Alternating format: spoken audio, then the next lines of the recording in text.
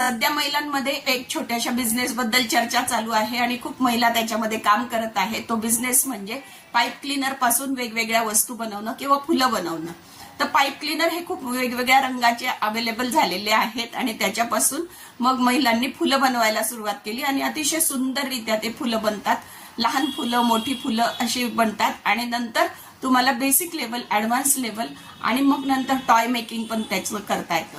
म्हणजे छोटी छोटी खेळणी सुद्धा बनवता येतात किंवा ऍक्सेसरीज बनवता येतात, हेअर ऍक्सेसरीज बनवता येतात किंवा हेअर बँड आहे, कानातले आहे आणि छोट्या जेवढ्या काही कलाकृती आहेत त्या सगळ्या बनवता येतात। कारण ती जी स्ट्रीप असते पाईप क्लीनर ती खूप फ्लेक्झिबल आहे, फ्लफी आहे, अशी गुबगुबीत ज्याला आपण म्हणतो तर तशी आहे। ते खूप अट्रॅक्टिव्ह रंग आहेत आणि त्या रंगांना हँडल करणं हे खूप मजेशीर आहे आणि त्याच्यामुळे कोणी लहान मुलं सुद्धा ते करू शकतात। इतकं सोपं आहे, घरातले सगळे लोक त्याच्यामध्ये हातभार लावू शकतात किंवा बचत गट करू शकतात।